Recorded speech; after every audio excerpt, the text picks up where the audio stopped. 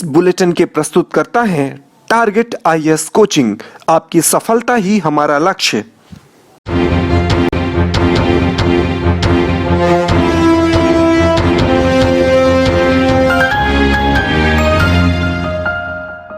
नमस्कार, आप देख रहे हैं रीवा दर्शन। मैं सचेता बघेल आपके साथ। आइए जान लेते हैं क्या है आज की प्रमुख खबरें। 31 मई तक जारी रहेगा संपूर्ण लॉकडाउन, कलेक्टर ने जारी किया नया आदेश। रीवा कमिश्नर तथा कलेक्टर ने दिखाई मानवीय संवेदना। रात्रिकालीन मंडी रात की व्यवस्था को लेकर किसानों में नाराजगी और केवटी नहर में डूबने से मासूम बच्ची की हुई मौत। आइए जान लेते हैं इन खबरों को विस्तार से।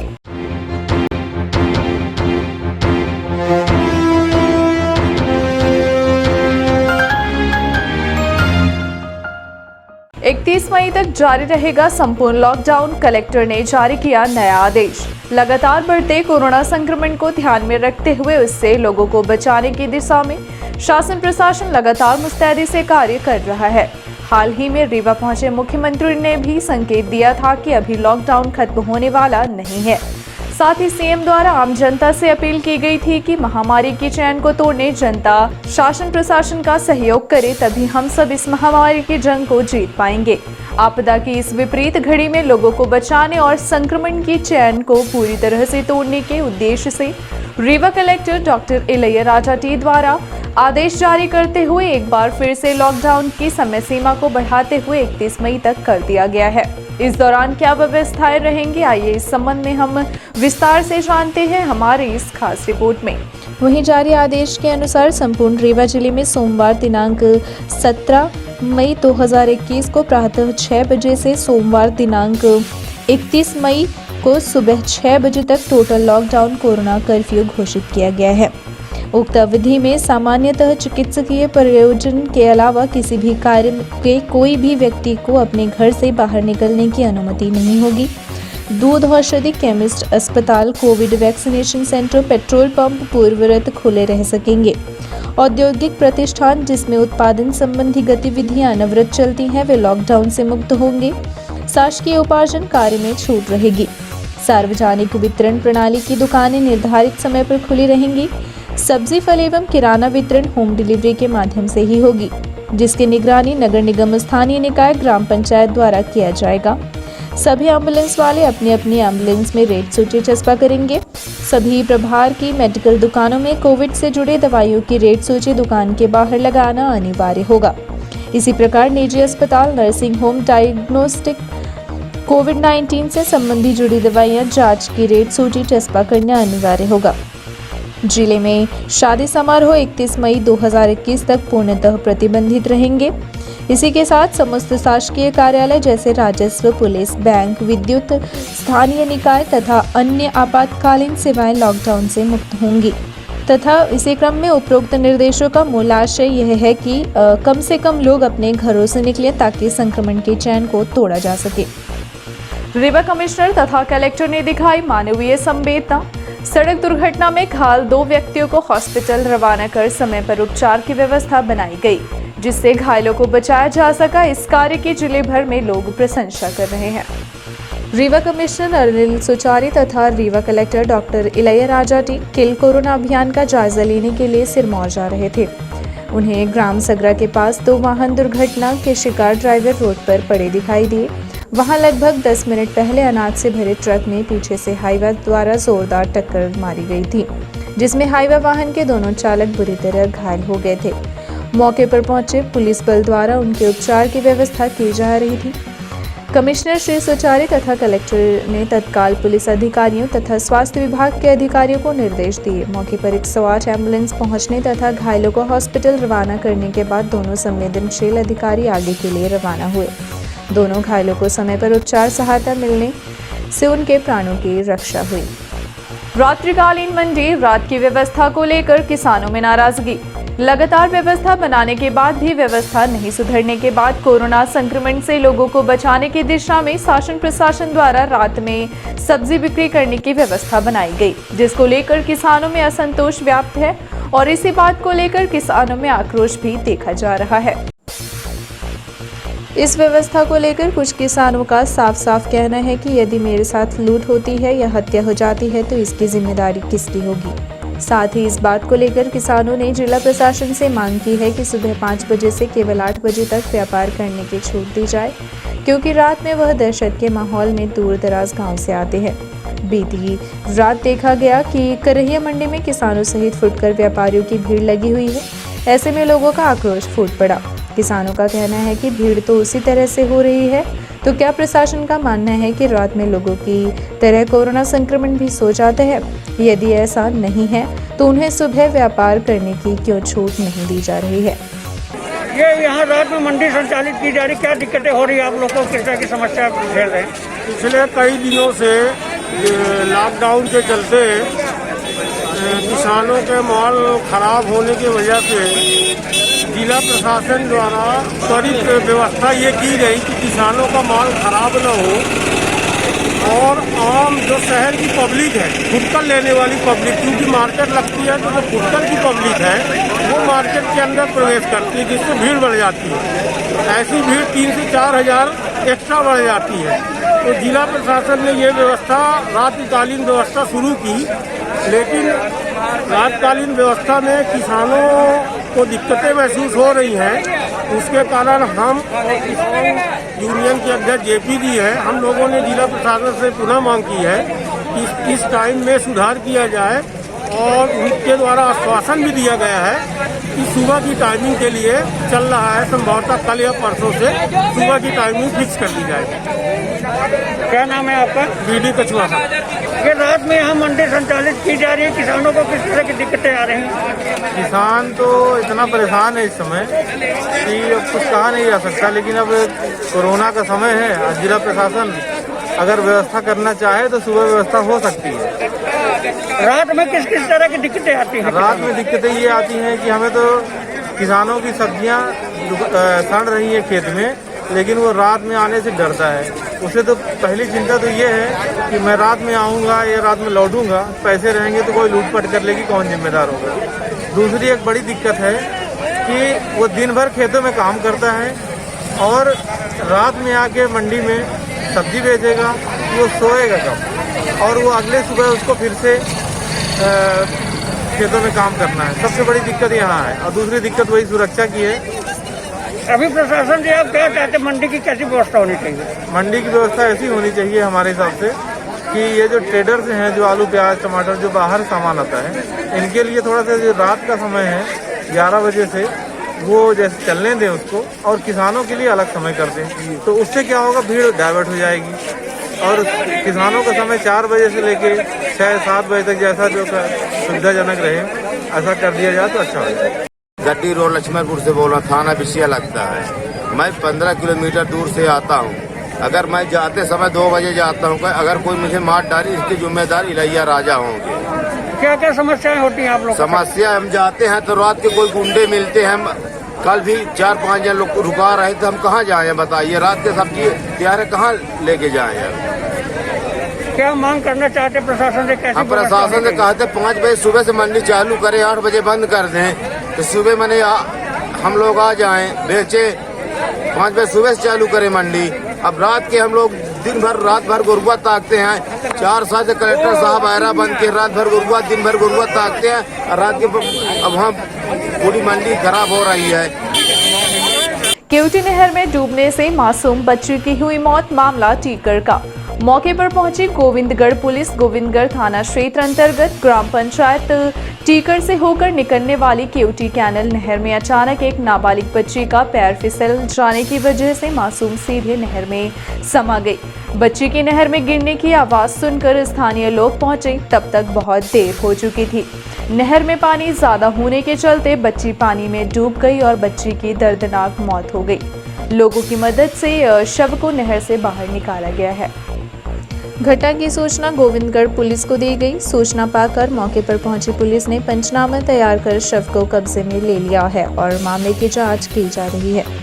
मृतक की पहचान टीकर निवासी ऋचा प्रजापति, पिता राम कुमार प्रजापति, उम्र 10 वर्ष बताई जा रही है। घटनास्थल पर पहुंची पुलिस पंचनामा तैयार कर शव को पोस्टमार्टम के लिए सामुदायिक स्वास्थ्य केंद्र गोविंदगढ़ भेज दिया गया है।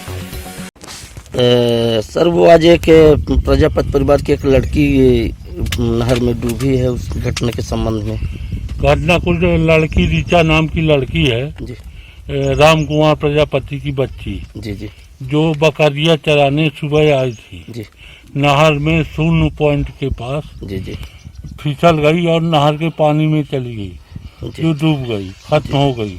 जी 0 पॉइंट के बाहर निकली, जिसे निकाल कर पीएम हेतु भेजा गया। जी जी अपने पति के साथ सो रही महिला के साथ एक युवक ने दिया बलात्कार की घटना को अंजाम। पीड़िता ने आरोप लगाया है कि युवक ने झोपड़ी में घुसकर उसके साथ दुष्कर्म किया है, जिसकी शिकायत मऊगंज थाने में दर्ज कराई गई है। शिकायत के बाद पुलिस मामले की जांच कर रही है। मामला रीवा जिले के मऊगंज थाना क्षेत्र का है, जहां पति के साथ बिस्तर पर सो रही महिला के साथ एक युवक ने बलात्कार की घटना को अंजाम दिया। बलात्कार की यह अजीबोगरीब घटना मऊगंज थाना क्षेत्र की है, जहां रात में कोई युवक उसके झोपड़े में घुसा और अंधेरे का लाभ उठाकर उसके साथ शारीरिक संबंध बनाने लगा। महिला ने पति के द्वारा उसके साथ शारीरिक संबंध बनाने की बात सोचकर विरोध नहीं किया और आरोपी ने उसके साथ बलात्कार किया। जब महिला को पति के बिस्तर में दूसरी तरफ सोने का एहसास हुआ, तब उसे घटना की जानकारी हुई। उसने शोर मचाया, जिसे सुनकर पति जाग गया। पति ने आरोपी को पकड़ लिया, लेकिन वह झूमा झटके करके फरार हो गया। महिला ने सुबह थाने पहुंचकर शिकायत दर्ज कराई, जिस पर पुलिस ने घटनास्थल का निरीक्षण किया। पुलिस फिलहाल घटना से जुड़े तथ्यों को जुटाने में लगी है। हालांकि अभी तक पुलिस किसी ठोस नतीजे पर नहीं पहुंची है। जिस आरोपी पर बलात्कार का आरोप लगाया गया है, वह अभी फरार है, जिसकी तलाश की जा रही है। पुलिस जब घटनास्थल का निरीक्षण करने पहुंची तो वहां मिली स्थिति पुलिस के गले नहीं उतर रही है। वह काफी छोटा झोपड़ा था, जहां काफी कम जगह पर बिस्तर लगाकर दंपत्ति व उनका बच्चा सो रहा था। उसके बिस्तर में महिला बलात्कार की जानकारी दे रही है। यदि महिला के साथ बिस्तर में बलात्कार हुआ है तो उसके पति को जानकारी कैसे नहीं हुई। महिला ने थाने में आवेदन दिया है, जिसमें उसने झोपड़े के अंदर घुसकर एक युवक के द्वारा बलात्कार की जानकारी दी है। उसी बिस्तर पर पति व बच्चा भी सो रहा था। फिलहाल घटना की जांच कर वास्तविकता का पता लगाया जा रहा है, जहां जांच में जो तथ्य सामने आएंगे उसके आधार पर आगे कार्यवाही की जाएगी। एडिशनल एसपी विजय डावर के मुताबिक मामला संदिग्ध लग रहा है, क्योंकि जिस युवक के ऊपर आरोप लगाया जा रहा है उसका महिला के पति के साथ पहले से विवाद चल रहा है। सच्चाई क्या है, यह तो पुलिस जांच के बाद ही पता चलेगा। थाना मऊगंज के अंतर्गत ग्राम रतनगवा पड़ता है। वहाँ की एक 27 वर्षीय महिला है, उसके द्वारा थाने पर एक आवेदन दिया गया। उसके द्वारा ये बताया गया अपने आवेदन में कि 13 तारीख की रात्रि में वह अपने पति और बच्चे के साथ में अपने कमरे में झोपड़ी में सो रही थी, तभी किसी व्यक्ति के द्वारा उसके साथ गलत काम किया गया है। चूँकि संपूर्ण आवेदन पत्र में उसके द्वारा यह भी लिखित किया गया है कि जिस व्यक्ति पर उसने आरोप लगाया उनसे उसके पति का विवाद भी चल रहा है। तो इसी के आधार पर आवेदन अभी और घटना संदिग्ध प्रतीत हो रही है। संपूर्ण घटना की जांच महिला सब इंस्पेक्टर मिथिलेश यादव को दी गई है। जांच उपरांत जो तथ्य सामने आएंगे, अगर अपराध घटित हुआ पाया जाता है तो उसमें निश्चित तौर पर मुकदमा दर्ज कर कार्रवाई की जाएगी। सर, क्या महिला घर के अंदर सो रही थी, घर के बाहर? झोपड़ी के अंदर अपने पति और बच्चे के साथ में खटिया पे वो सो रही थी, ऐसा उसके द्वारा आवेदन में बताया गया। हिंदू धर्म में अक्षय तृतीया का अत्यधिक महत्व होता है। इस तिथि को बेहद शुभ माना जाता है। प्रत्येक वर्ष वैशाख माह शुक्ल पक्ष की तृतीय तिथि पर अक्षय तृतीया का पर्व पड़ता है। धार्मिक शास्त्रों के अनुसार अक्षय तृतीया को सभी पापों को नाश करने वाली और समस्त सुखों को प्रदान करने वाली तिथि कहा जाता है। इस वर्ष 14 मई 2021 को अक्षय तृतीया का पावन पर्व मनाया गया। कोरोना संक्रमण व लॉकडाउन की वजह से न तो किसी तरह के आयोजन हुए, न ही शादी ब्याह। हालांकि वर्षों से चली आ रही परंपरा का निर्वहन करते हुए रीवा शहर की महिलाओं द्वारा अक्षय तृतीया पर्व पर एकती पूजा की गई है। यह पूजा गोविंद सिंह चौराहे में की गई, जो विगत कई वर्षों से होती आ रही है। इस दौरान महिलाओं ने विधिवत गुड्डा गुड्डी की शादियां रचाकर परंपरा का निर्वहन किया और बाकायदे हिंदू धर्म के रीति रिवाज के मुताबिक सभी रस्में पूरी की जा रही पूजा के संबंध में नेहा कचवाहा समेत अन्य महिलाओं ने बताया कि वे प्रत्येक वर्ष एकती को इस तरह से इन गुड्डा गुड्डियों को रखकर शादियों का कार्यक्रम करती हैं, जिसे एकती पूजा के नाम से जाना जाता है। ममता नाम है मेरा, ममता कचवाहा। कौन सा कार्यक्रम मनाया जा रहा है? एकती पूजा मनाया जाता है। कब से मना रही हैं? बहुत दिन शादी हो के आए, बच्चे पैदा हुए बड़े हुए जब से मनाने लगे, बच्चे लोग पूजा करने लगे। क्या महत्व होता है इसका? व्यक्ति पूजा होता है, शादी ब्याह में अच्छा होता है, लगन अच्छा होता है, शुभ होता है। अब बच्चों की भी लगन होती है तो इसी में शादी किया जाता है, बहुत शुभ माना जाता है, खुशी मनाए जाते। हमारा नाम सरस्वती है। क्या क्या कार्यक्रम होता है आज के दिन? आज के दिन पूजा आरती की मतलब गुड्डी गुड्डन की खेल में जैसे बच्चे खेलते हैं उसी तरीके के ये पूजा अर्पित करके वो मनाया जाता है। कि क्या महत्व है इसका? इसका महत्व यह है कि बच्चे को भी मिलता है, ये खेल भी हो जाता है, एक जानकारी भी हो जाती है और अपने से पूजा भी हो जाती है। कब से हो रहा है ये कार्यक्रम? अरे ये बहुत सालों से हो रहा है, सदियों बीत गए। व्यापारिक प्रतिष्ठानों में हो रही चोरियों को लेकर एडिशनल एसपी को सौंपा गया ज्ञापन। कोरोना कर्फ्यू लॉकडाउन की वजह से लगातार व्यापारिक प्रतिष्ठान बंद होने की वजह से चोरी की घटना को अंजाम देने वाले लोगों की चांदी है और इस मामले में पुलिस भी कुछ खास नहीं कर पा रही है। इस बात को लेकर चिंता व्यक्त करते हुए व्यापारी महासंघ द्वारा पुलिस कंट्रोल रूम पहुंचकर एडिशनल एसपी रीवा को ज्ञापन सौंपते हुए सुरक्षा व्यवस्था की मांग की गई है। संकट की इस घड़ी में जब व्यापारी अपनी रोजी रोटी से तो वंचित ही हैं, साथ ही लगातार प्रतिष्ठानों पर ताला लगा होने का फायदा चोर उचक के उठा रहे हैं। लॉकडाउन के चलते व्यापारी पिछले 1 माह से घर बैठे हैं, वहीं दूसरी तरफ चोरी व लूट की घटनाओं से व्यापारियों की कमर टूट रही है। ताज़ा घटना की बात करें तो कन्या लेडीज कलेक्शन एवं किड्स वेयर कला मंदिर के अलावा कई अन्य इलाकों में दुकानों के ताले रोज टूट रहे हैं। इस बात को लेकर व्यापारियों ने ज्ञापन के माध्यम से मांग की है कि भीषण आपदा के बीच व्यापारियों के साथ हो रही ऐसी घटनाओं पर शीघ्र कार्यवाही की जाए ताकि व्यापारी खुद को सुरक्षित महसूस कर सके। चले जा रहे हैं कितना लंबा हो गया नया है ना। बताएं भैया, आज ये एसपी साहब को ज्ञापन सौंपा गया, एडिशनल साहब को ज्ञापन सौंपा गया, क्या मामला है? कई विगत दिनों से व्यापारी लॉकडाउन से वैसे ही पीड़ित हैं और गत वर्ष भी पीड़ित थे और अपने घर में शांति से बैठते हैं, पर उनकी दुकानों में चोरों द्वारा धावा बोल दिया गया है। 15-20 दिन से व्यापारियों में लगातार चोरियां हो रही हैं, तो व्यापारी काफ़ी परेशान हैं। उनका एक तो बिजनेस है ही नहीं, उसके बाद चोरी का माल चले जाना, तो बड़ी आर्थिक स्थिति गुजर रहे हैं। तो कई व्यापारियों को फ़ोन आया तो अपने बात टालने की कोशिश की, हो सकता है 1-2, पर कुछ बढ़िया चोरी होने से अब व्यापारी में उबाल तो आ रहा है। सीधे बात करते हैं कि आप लोग कुछ कदम नहीं उठा रहे हैं, व्यापारी संगठन चलाते हैं। तो आज हम लोगों ने एसपी साहब से चर्चा कर एडिशनल एसपी साहब को ज्ञापन दिया कि चोरी पे थोड़ा लगाम लगे, जो व्यापारी परेशान हैं उनको परेशानी से दूर हो। तो कितनी दुकानों में चोरी हुई है लगभग? मेरे हिसाब से इस 15 दिन में या 20 दिन में जिले भर में 15 से 20 चोरियाँ हो चुकी हैं। कुछ छोटी छोटी चोरियाँ जो दर्ज नहीं की गई हैं या व्यापारी ने खुद दर्ज नहीं कराई, पर जो बड़ी चोरियाँ हैं तो वो तो दर्ज कराते हैं अपनी। तो मेरे हिसाब से 10-15 चोरियाँ हो चुकी हैं। सर, अभी सिंधी समाज और व्यापारी समाज द्वारा ज्ञापन सौंपा गया, क्या होती है इसको, किस मामले में? हाँ, ये व्यापारी समाज के द्वारा ज्ञापन दिया गया पुलिस अधीक्षक रीवा के नाम से कि 2 दुकानों में चोरियाँ हुई हैं। जो इसमें एक कपड़े की दुकान है, एक दूसरी दुकान है। उस चोरियों के संबंध में सचेत करने के लिए आए थे कि ऐसा ऐसा हो रहा है, थोड़ा ध्यान दें। उसमें उनको आवश्यक जो व्यवस्थाएं करनी है पुलिस को, उनके लिए हमने सीएसपी साहब को निर्देशित कर दिया है कि उस एरिया में थोड़ा सा गश्त वापस से बढ़ा देंगे। समस्या क्या है कि अभी पुलिस की प्राथमिकता लॉकडाउन का पालन कराना है, उसके कारण से फोर्स का जो मैक्सिमम मूवमेंट है वो सुबह से लेकर रात तक लॉकडाउन के पालन कराने में रहता है। दूसरा, व्यापारियों के द्वारा जो गल्ला मंडी को लगातार खोला जाता था, अमैया थाने का अधिकतम फोर्स वहाँ के लॉकडाउन में कंटिन्यू 24 घंटे वहाँ लगा रहता है। वहाँ फिक्स पॉइंट लग गया, रोटेशन से वहाँ चलता रहता है कि वो लोग वहाँ दुकान बंद रखें। हमने व्यापारी संघ से अनुरोध किया है कि व्यापारी लोग गल्ला मंडी को स्वतः, जिस तरह से है कि पुलिस को फोर्सली बंद ना कराना पड़े, वो स्वतः बंद कराना। पुलिस अधीक्षक महोदय द्वारा भी उनको समझाइश दी गई है कि आप लोग गल्ला मंडी को स्वेच्छा बंद करा, तो हमें वहाँ से फोर्स निकाल के और गश्त की व्यवस्था में और लगा दें, जिससे इस तरह की और घटना दोबारा पुनः घटित ना हो। मेडिकल दुकान में पुलिस की दबिश पकड़ी गई अवैध कफ सिरप। मामला गोविंदगढ़ थाना क्षेत्र का है, जहां से पुलिस ने 90 सीसी नशीली कफ सिरप के साथ कृष्णा मेडिकल शॉप गोविंदगढ़ के संचालक को गिरफ्तार किया है। कृष्णा मेडिकल स्टोर गोविंदगढ़ का संचालक रावेंद्र कृष्ण यादव उर्फ कुंजू अपनी मेडिकल की दुकान में नशीली दवाई कोरिक्स कफ सिरप काफ़ी मात्रा में रखकर उसे 200 रुपये प्रति शीशी के हिसाब से बिक्री कर रहा था। अवैध कारोबार की कालाबाजारी करने की सूचना मुखबिर से मिलने के बाद police Krishna medical store Govindgarh में दबिश दी, जहां से कफ सिरप के साथ एक आरोपी को भी हिरासत में लिया गया। की गई कार्यवाही के संबंध में थाना प्रभारी सुरेंद्र प्रताप सिंह ने जानकारी दी है। गोविंदगढ़ पुलिस अभी कल की बात है, श्रीमान पुलिस अधीक्षक महोदय के निर्देशानुसार इस क्षेत्र में शांति व्यवस्था और इस तरीके से नशीले चीज़ों बिकने का उन्होंने बोले कार्रवाई करने का है और ये होना नहीं चाहिए। इस आदेश पर मेरे मेमोरी में ये चीज़ फीड थी।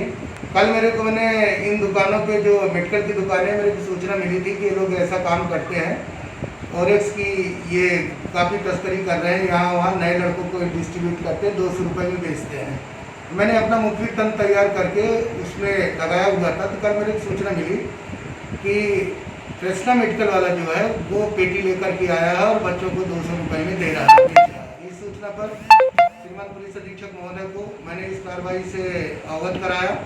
अवगत कराने के बाद मैंने यहाँ पर टीम बना करके और जा करके बताए अनुसार जगह पर उसके दुकान पर छापा मारी, तो मुझे एक पेटी जो बोर्ड में रहता है कार्डबोर्ड में, उसके अंदर मुझे 90 सीसी का पैक मिला। मैंने उस संबंध में उससे पूछताछ किया कि यहाँ पर इस काम करने के लिए रोक लगी हुई है, ये कहाँ से लेकर के आया, लेकिन उसने कोई जवाब नहीं दे पाया और ना ही इसके पास कोई ऐसे दस्तावेज मिले जिससे कि ये बता सके कि मैंने यहाँ से खरीदा और कहीं से भी खरीदा है। काफ़ी दिनों से इसका चल रहा है। इसका नाम है, जो दुकान का मालिक है उसका नाम है कुंजू करके ज़्यादा जानते हैं, राम कृष्णा यादव करके है, लेकिन उसको कुंजू नाम से ज़्यादा जानते हैं। और अपने थाने में भी उसके रिकॉर्ड है बहुत सारा। मैंने देखा इसके 2 बार औसत अधिनियम का 2 बार इसकी कार्रवाई की जाती है और बाकी अपराध भी हैं इसके। तो इस संबंध में फिर उसको मौके पर पहुंच करके वहाँ पर पंचनामा वगैरह जो भी कार्रवाई होती है वहाँ पर सिस्टम धारा 21/22 NDPS एक्ट का पाया जा रहा है, वहीं पर सब कार्रवाई करके उसको मौके पर ही जब्त किया गया और उससे जब्त किया गया और उसकी वहाँ पर मौके पर गिरफ्तार करके यहाँ लाया गया। परिस्थिति से वरिष्ठ अधिकारियों को अवगत कराया गया है और आज नायब तहसीलदार वगैरह वहाँ सब पहुँच करके दुकान को सील वगैरह की कार्रवाई इस दुकान की है। ग्रामीणों की सजगता से कोरोना को दिया जा रहा है मात। मामला रीवा जिले की यूपी सीमा से जुड़े चंद्रपुर गांव का है। रीवा जिला मुख्यालय में तकरीबन 90 किलोमीटर दूर एक ऐसा गांव है जहां लोग कोरोना के प्रति बेहद जागरूक और सजग देखे जा रहे हैं। वो गांव है चंद्रपुर, जहां रहने वाले लोग कोरोना को तो मात दे ही रहे हैं, साथ ही शहर व अन्य गांव के लोगों के लिए यह एक बड़ी सीख भी है। हम बात कर रहे हैं एमपी और यूपी की सीमा से लगे त्योथर तहसील के चंद्रपुर गांव की, जहां के ग्रामीणों ने अपने गांव के बॉर्डर पर बैरियर लगाकर समूचे ग्रामवासियों को कोरोना संक्रमण से बचाने का संकल्प लिया है। इसके साथ ही ग्रामीण ने बेवजह गांव में प्रवेश करने वाले लोगों पर स्वयं पूर्णतः प्रतिबंध भी लगा दिया है। देश भर में फैले कोरोना संक्रमण की दूसरी लहर ने हर तरफ तबाही मचा रखी है। बढ़ते कोरोना संक्रमण को देखते हुए भारत के अधिकांश राज्यों में लॉकडाउन लगाया गया है।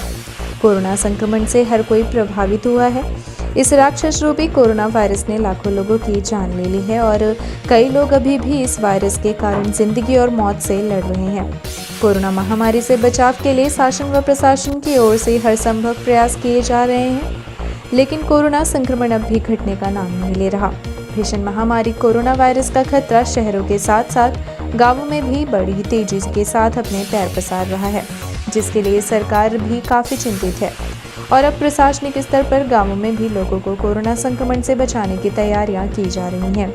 शहरी क्षेत्रों की बात की जाए तो लॉकडाउन और कोरोना कर्फ्यू का सख्ती के साथ पालन कराए जाने को लेकर चप्पे चप्पे में पुलिस की तैनाती की गई है और कोरोना संक्रमण के खतरे से लोगों को बचाने शासन व प्रशासन की ओर से लगातार जागरूकता अभियान भी चलाए जा रहे हैं, जिसके बावजूद भी कुछ लोग कोरोना गाइडलाइन व लॉकडाउन का उल्लंघन करते हुए घरों से बाहर निकलकर बड़ी आसानी से सड़कों पर घूमते दिखाई पड़ जाते हैं।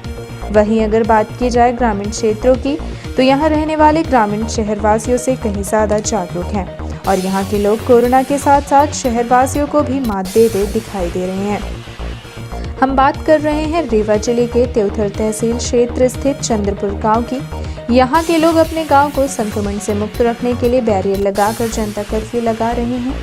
जिले के देवधर तहसील अंतर्गत चंद्रपुर गांव के निवासियों ने गांव की सीमा पर बैरियर लगाया है और वहां क्रमबद्ध तरीके से गांव का व्यक्ति मौजूद रहता है तथा उत्तर प्रदेश से आने वाले लोगों को गांव में आने जाने पर पूर्ण प्रतिबंध लगा दिया गया है। गांव के लोग अपने गांव में ही रहकर अपनी दैनिक दिनचर्या संपादित कर रहे हैं तथा किसी से संपर्क न करते हुए कोरोना संक्रमण की चेन को रोकने का कार्य समन्वित होकर कर रहे हैं। ग्रामवासियों की यह सराहनीय पहल देवधर एसडीएम संजीव पांडे की समझाइश के बाद हुई है। इस गांव में के हर रहवासी अपने गांव व जिले को कोरोना संक्रमण से बचाने के लिए पूरी तरह प्रतिबद्ध हैं। वहीं गांव के बाहर बने बैरियर पर गांव का ही एक दिव्यांग प्रतिदिन बैरियर पर ड्यूटी देता है। व्हीलचेयर में बैठा दिव्यांग लोगों का नाम पता नोट कर हाथ जोड़कर विनती कर रहा कि लोगों से घरों में रहने की अपील भी करता है। बाइट दे रहे हैं कि मैं बॉर्डर में बैठा हूँ, कोई आदमी उनकी सेवा था तो ओका पहले पूछी तो भैया कहाँ जा रहे हैं, बताएं कोई दवाई की जगह ठीक जाइए। अब बिना दवाई वाले का सीधे वापस लौटाई थी। इसलिए कोरोना की महामारी बहुत जोरों से फैल रही है, पूरे प्रशासन शासन सब लगी जोरों से, हम भी लगे हैं। कोरोना की महामारी सीमित रह जाए। ये चंद्रपुर जो है रेड जोन में आया था, आज से 4-5 दिन पहले का मामला है। तो मैं स्वयं विजिट पर गया था वहाँ की जो ग्राम निगरानी समिति बनी है जिसमें पटवारी सचिव जीआरएस हैं और समाज सेवी लोग हैं, जैसा आप बता रहे हैं। तो मैंने मुख्य जो मार्ग हैं वहाँ से एक मार्ग जो फटहट की ओर जाता है, एक चाक घाट की ओर जाता है, एक चिल्ला मार्केट की ओर जाता है। तो मैंने कहा था सभी जो मार्ग हैं उस पर आप ड्रॉप गेट लगा दीजिए। अनावश्यक लोग जो बाइक से निकलते हैं या अनावश्यक और भी कोई बिना काम के जो लोग निकलते हैं उनको नहीं निकलने देना है। सिर्फ जो अर्जेंट काम है या उपार्जन से संबंधित काम है या मेडिकल किसी को फैसिलिटी की ज़रूरत है वही व्यक्ति वहाँ से जा सकता है, बाकी लोगों को नहीं निकलने देना है। ऐसे लोगों पे चालानी कार्रवाई भी करनी है। जैसे चंद्रपुर में फिर उसके बाद जैसा न्यूज़ में भी हमने देखा और मौके पे भी स्थिति हमने देखी, तो गांव के लोग ही अपने आप को जो है सिक्योर कर रहे हैं, खुद ही चेक पोस्ट बना करके खुद ही अपने गांव की सुरक्षा कर रहे हैं। ये बहुत अच्छी पहल है और ऐसी पहल हर गांव में होनी चाहिए। ऐसा हर गांव के लिए यही एक मॉडल होना चाहिए। जरूरतमंदों तक मदद पहुंचाने युवाओं की बड़ी पहल। कोरोना संक्रमण की भयावह महामारी के बाद जहां आम जनजीवन पूरी तरह से तबाही की मार झेल रहा है, वहीं गरीब निरीह व आम जनता परेशान है। इस बात को ध्यान में रखते हुए कुछ युवा समाजसेवी पूर्व मंत्री व रीवा विधायक राजेंद्र शुक्ल की प्रेरणा से रीवा शहर के जरूरतमंदों तक हर संभव मदद पहुंचाने का कार्य कर रहे हैं ताकि इस संकट की घड़ी में लोगों को भूखा ना रहना पड़े। इस दिशा में कई सामाजिक संगठनों, व्यापारियों के साथ युवा समाज सेवी अविराज अपनी टीम के साथ लोगों की सेवा में तत्पर हैं और ज़रूरतमंदों तक खाद्यान्न समेत अन्य आवश्यक सामग्री पहुंचा रहे हैं। अविराज टीम की इस सराहनीय पहल में स्वयं पूर्व मंत्री व रीवा विधायक राजेंद्र शुक्ल शामिल हुए और निराला नगर सहित कई अन्य स्थानों में खाद्यान्न के पैकेट वितरण किए गए। इस अवसर पर कमलेश सचदेव के साथ साथ पीके प्रकाश, अभिषेक सिंह, रोहित गुप्ता, श्याम निरंकारी, अजय लईक खान, निहाल जायसवाल, अनीश अंसारी आदि उपस्थित रहे। भाजपा नेता के कृत्यों को लेकर हो रही है चारों तरफ निंदा। भाजपा नेता व एक सरकारी चिकित्सक द्वारा किसान, मजदूर व आम जनता को सोशल मीडिया के माध्यम से दी गाली। आम जनता, किसान व मजदूरों को किया अपमानित करने का काम। प्रधानमंत्री सम्मान निधि पाने वाले किसानों को भाजपा मंडल अध्यक्ष ने कहा दोगला। देश के प्रधानमंत्री व प्रदेश के मुखिया स्वयं को किसानों का सबसे बड़ा हितैषी बताते हैं, लेकिन उनकी ही पार्टी के नेता व पदाधिकारी किसान, मजदूर व आम जनता को गाली देकर उनका अपमान करने में जरा भी संकोच नहीं कर रहे। प्रधानमंत्री नरेंद्र मोदी द्वारा किसानों के खाते में सम्मान निधि की राशि भेजे जाने के बाद इन भाजपा नेताओं को यह बात नागवार गुजरी। इसके बाद गुड़ अस्पताल में पदस्थ चिकित्सक, जो चिकित्सक कम राजनेता ज्यादा हैं, कल्याण सिंह और गुड़ मंडल अध्यक्ष कपूर सोनी ने किसानों का अपमान करते हुए उन्हें दोगला बता दिया। क्या यही इन भाजपा नेताओं के चरित्र और संस्कार हैं कि अन्नदाता को दोगला कहें? ये नेता स्वयं को क्या मानते हैं जो किसानों, मजदूरों और गरीबों को दोगला बता रहे हैं? अगर इनमें जरा भी शर्म है तो तत्काल इन्हें माफी मांगनी चाहिए। इस बात को लेकर कांग्रेस समेत आम आदमी पार्टी व अन्य राजनीतिक दलों के नेताओं व किसानों ने नाराजगी जताई और इस बात की कड़ी निंदा की है। साथ ही कहा कि जिन किसान मजदूर व आम जनता के वोट से भाजपा गद्दी पर बैठी है, उसी आम जनता व किसानों का अपमान करने में इन्हें जरा भी संकोच नहीं लग रहा है। यह बात कहां तक जायज है, यह समझ से परे है। क्या पार्टी संगठन ऐसे नेताओं के खिलाफ कार्यवाही करेगा या फिर इनका बचाव, यह तो आने वाला वक्त ही बताएगा। लेकिन जिस तरह से इन नेताओं ने आम जनता व किसान मजदूर को अपमानित किया है, उसके विरोध में आम जनता जरूर इनको सबक सिखाएगी। इस संबंध में कांग्रेस शहर अध्यक्ष गुरमीत सिंह मंगू ने भी ट्वीट कर शासकीय सेवा में तैनात डॉक्टर कल्याण सिंह व मंडल अध्यक्ष कपूर सोनी को सत्ता में मदमस्त बताया और इस बात की निंदा करते हुए कांग्रेस पार्टी के ग्रामीण उपाध्यक्ष राकेश तिवारी ने भी इसे अत्यंत निंदनीय करार दिया। इसके साथ ही किसान मोर्चा ब्लॉक अध्यक्ष सुभाष त्रिपाठी ने भी कहा कि आम जनता और किसान सड़कों पर उतरकर इन नेताओं को सबक सिखाएगी। कांग्रेस के साथ ही आम आदमी पार्टी नेता व वरिष्ठ अधिवक्ता राजीव सिंह परिहार शेरा ने भी इसे भाजपा नेताओं की तानाशाही व किसान मजदूर व आम जनता का अपमान बताया। आइए हम आपको सुनाते हैं इस बात को लेकर इन नेताओं का क्या कहना है। सोशल मीडिया का उपयोग करके भारतीय जनता पार्टी ने केंद्र में सत्ता में भागीदारी निभाई, सत्ता में शामिल हुई और राज्य में भी सोशल मीडिया के माध्यम से, सोशल मीडिया के प्रचार के माध्यम से ही सरकार सत्ता में आई। और उसी सोशल मीडिया का उपयोग जो है भारतीय जनता पार्टी के गुड़ के पदाधिकारी कपूर सोनी जो है इस तरह का कर रहे हैं कि प्रधानमंत्री द्वारा जो है किसानों को सम्मान निधि जो दी जा रही है और राहत राशि जो दी जा रही है, उसके संबंध में उन्होंने लिखा है फेसबुक में कि यह किसान जो सम्मान राशि पा रहे हैं वो दोगले हैं और प्रधानमंत्री आवास, प्रधानमंत्री शौचालय जो बनाए जा रहे हैं वो उन लोगों को मिल रहा है जो दोगले किस्म के लोग हैं। तो यह उनका बयान जो है ऐसे लोगों को दिया जा रहा है जो मजदूर हैं, किसान हैं, अनाथ हैं, जो परेशान हैं, ऐसे व्यक्ति जो प्रधानमंत्री आवास योजना या शौचालय योजना या किसान सम्मान निधि पा रहे हैं, उनके संबंध में दोगले का शब्द का उपयोग किया जा रहा है। इसलिए ऐसे व्यक्ति के बारे में दोगला जो कह रहा है सार्वजनिक रूप से, ना तो पार्टी कोई एक्शन ले रही है, ना ही सत्ता पक्ष के लोग एक्शन ले रहे हैं। इससे ये साबित होता है कि ऊपर से लेकर नीचे तक के जो इनकी मंशा है वो किसानों को लेकर, मजदूरों को लेकर सही नहीं है, वो सिर्फ दिखावा कर रहे हैं। अगर उनको दिखावा करना नहीं होता तो कपूर चंद जैसे सोनी जैसे लोगों के ऊपर कार्रवाई की जाती।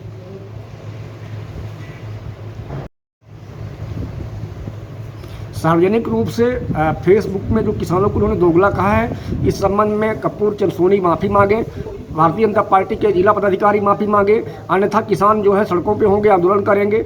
इस कोरोना काल में कर्फ्यू है, इस वजह से किसान शांत बैठे हुए हैं। इस अवधि के समाप्त होने के पश्चात ही भारतीय जनता पार्टी के खिलाफ, उनके सत्ताधारी पदाधिकारियों के खिलाफ किसान सड़कों पर होंगे। भारतीय जनता पार्टी के किसी पदाधिकारी द्वारा सोशल मीडिया में जो किसानों के लिए बयान दिया गया है कोई आश्चर्यजनक नहीं है, क्योंकि इनको ट्रेनिंग ही इसी बात की दी जाती है और इनके मुखिया और पार्टी की सोच किसानों के प्रति क्या है, यह 6 महीनों से अनशनरत किसान जो दिल्ली में बैठा और पूरे देश में अनशनरत है, उसके प्रति सरकार की संवेदना देखकर ही समझ में आता है। रहा सवाल कोई भी प्रमुख पद में बैठा हुआ व्यक्ति आम जनता को कोई भी सहायता अपने व्यक्तिगत मद से नहीं देता है, यह सरकार के मद से होता है और सरकार लोकतंत्र है, आम जनता की सरकार है। इस तरह की अभद्र टिप्पणी का मैं घोर विरोध करता हूं और निंदा करता हूं। आज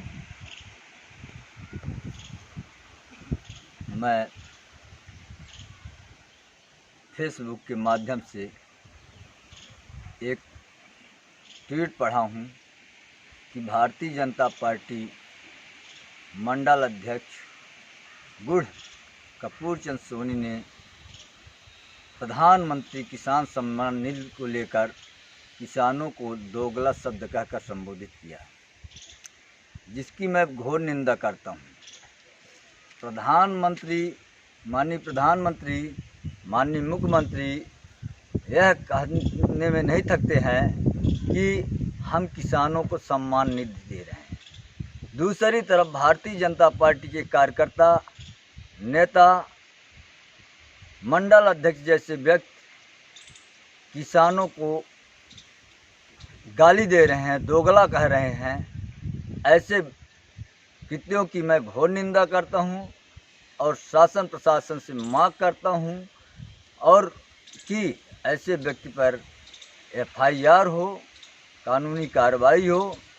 और मैं ये भी पूछना चाहता हूँ भारतीय जनता पार्टी के लोगों से कि क्या किसानों ने प्रधानमंत्री जी से या कि मुख्यमंत्री जी से किसान सम्मान निधि के नाम पर भीख मांगी थी? इन्होंने सम्मान निधि दिया और उसके बाद इनके मंडल अध्यक्ष, इनके कार्यकर्ता, इनके नेता किसानों को गाली देंगे? ऐसे व्यक्तियों पर भारतीय जनता पार्टी क्या कार्रवाई करती है? इन्हें मंडल अध्यक्ष हटाती है, नहीं हटाती है? लेकिन किसानों के सम्मान को लेकर हम सुभाष मिश्रा, किसान कांग्रेस ब्लॉक अध्यक्ष गुड़, किसानों के सम्मान के हित में धरना प्रदर्शन आंदोलन के लिए बाध्य हो गए, जिसकी संपूर्ण जवाबदारी शासन प्रशासन की होगी। अन्यथा ऐसे व्यक्ति पर तत्काल कार्रवाई हो और मैं शासन प्रशासन से FIR की मांग करता हूं। यही मेरा कथन है कि जो किसानों का अपमान किया है, किसानों के सम्मान में ठेस पहुंचाए हैं, उनके ऊपर कार्रवाई। अब चलने से पहले आई नजर डालते हैं आज के कोरोना अपडेट्स पर।